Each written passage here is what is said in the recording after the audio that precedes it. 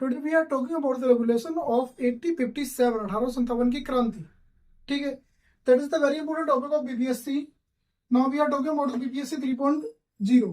Okay, समझते हैं इसको।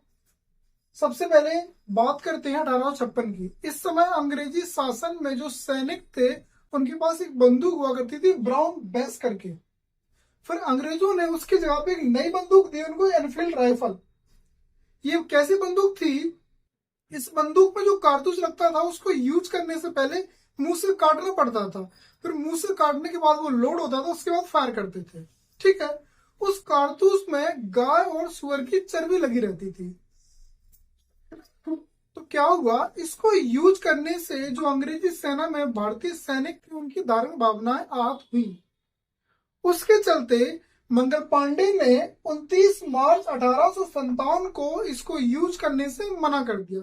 वैसे बता दे, मंगल पांडे 34वीं बंगाल इन्फेंट्री नेटिव इन्फेंट्री के बटालियन के सोल्जर थे।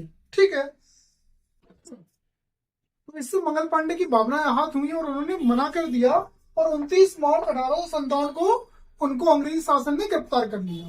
गिरफ्तार करने के बाद 8 अप्रैल 1857 को उनको फांसी दे दी। देख लो, 29 मार्च को गिरफ्तार किया, 8 अप्रैल को फांसी दे दी।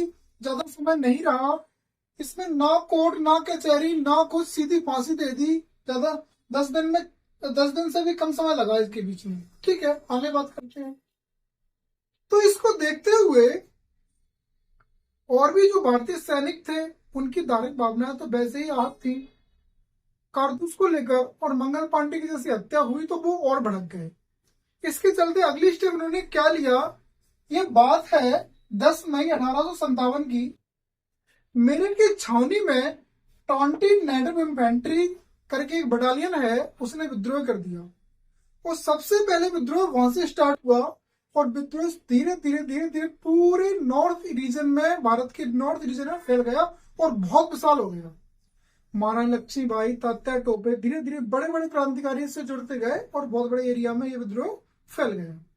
हुआ क्या, फिर अंग्रेजी सेना ने इसको स्लोली स्लोली इसको कंट्रोल कर लिया और एक टाइम बाद विद्रोह पूरी तरीके से कंट्रोल हो गया। कंट्रोल करने के बाद विद्रोह के बारे में पूरी जानकारी लेने के लिए विद्रोह क्यों हुआ और किस लिए हुआ, उसके लिए एक आयोग बनाया जिसका नाम है पीला आयोग। तो पीला आयोग ये पूरी विद्रोह की जानकारी की और पूरी जानकारी लेने के बाद रिपोर्ट गवर्नर को सेंड कर दी। ठीक है, उस समय गवर्नर जनरल थे आपके लॉर्ड कैनिन, और जो ब्रिटेन जो प्राइम मिनिस्टर थे ब्रिटेन को, उनका नाम था पॉर्मस्टेन, और जो लिबरल पार्टी से बिलोंग करते थे। ठीक है, ओके। तो अब बात कर लेते हैं पीला आयोग की। तो पीला आयोग ने क्या रिपोर्ट सौंपी? पीला आयोग ने रिपोर्ट सौंपी कि यह विद्रोह की शुरुआत, इस विद्रोह के होने का मुख्य स्रोत चर्बयुक्त कारतूस है। चर्बयुक्त कारतूस से भारतीयों की भावनाएं आहत हुई, उसके कारण ये विद्रोह हो गया। ठीक है, ओके। तो उसका दूसरा रीजन उन्होंने ये बताया कि सेना में भारतीय सैनिक ज्यादा हैं, तो उनकी ज्यादा होने के चक्कर में ये विद्रोह आगे भी हो सकते हैं, तो हमें उस पर वर्क करना है। ठीक है, तो अंग्रेजी शासन ने उस पर क्या वर्क किया, पहले मैं आपको बता दूं। उस समय जब 1857 की क्रांति हुई, भारत की राजधानी बंगाल थी। ठीक है, तो उन्होंने एक प्लान तैयार किया अंग्रेजी सेना ने 1857 की क्रांति के बाद की दोबारा ये क्रांति ना हो। उन्होंने भारतीय और अंग्रेज सैनिकों का अनुपात बंगाल के अंदर 2:1 में रख दिया, मतलब 2 भारतीय सैनिक पर 1 अंग्रेजी सैनिक।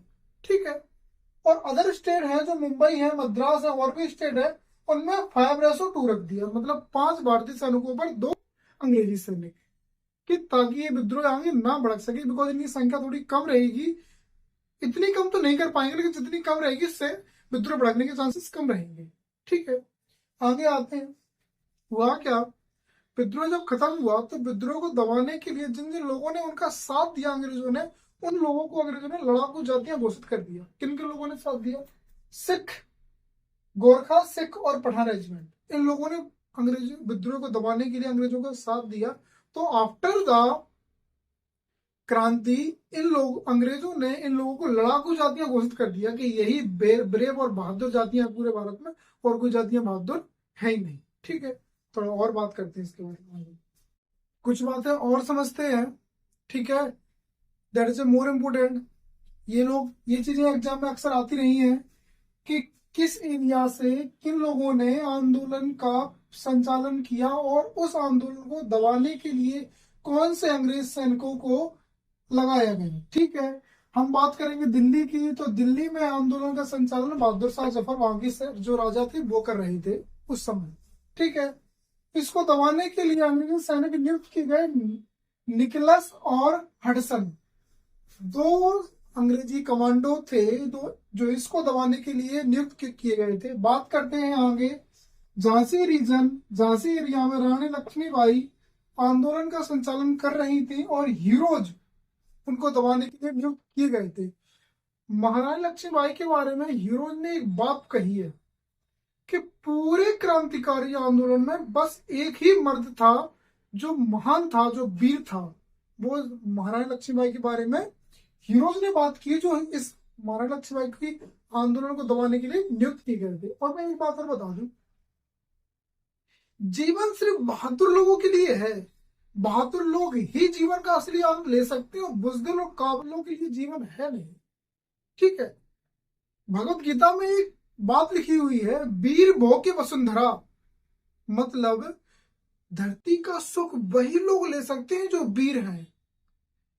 कावड़, कमजोर और बुज़दिलों के लिए धरती बनी नहीं है, क्योंकि लाइफ इस टाइप की है, वेव के आकार की, कभी खुशी कभी दुख, कभी खुशी कभी दुख।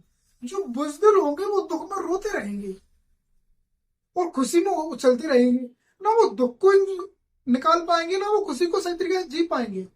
और जो बहादुर होते हैं वो सीधे चलते हैं, उन्हें पता है कि मुझे क्या करना है, वो विपत्तियों से घबराते नहीं है और खुशियों से प्रसन्न ज्यादा नहीं होते। दैट इज द ब्रेवनेस, यही तो बहादुरी है। तो भगवत गीता में स्पष्ट लिखा हुआ है कि जीवन का सुख वही ले सकते हैं जो बहादुर हो। आगे आते हैं। ठीक है, लखनऊ में बेगम हजरत महल थी जो आंदोलन का संचालन कर रही थी और इसको दबाने के लिए अंग्रेज कमांडर लगे हुए थे, लॉरेंस और Campbell. Okay, after that we are coming from Kanpur. यहाँ पर नाना साहेब और तात्या टोपे आंदोलन का संचालन कर रहे थे और कैंपबेल को इसको दबाने के लिए नियुक्त किया गया था।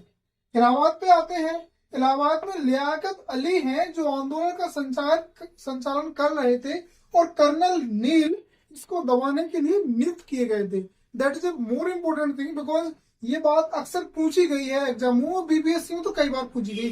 पिछली बार तो यहीं से क्वेश्चन बना था हीरो से लेके। ठीक है, तो इसको थोड़ा और समझना है, थोड़ा और आगे चलते हैं और आगे बात करते हैं। ओके।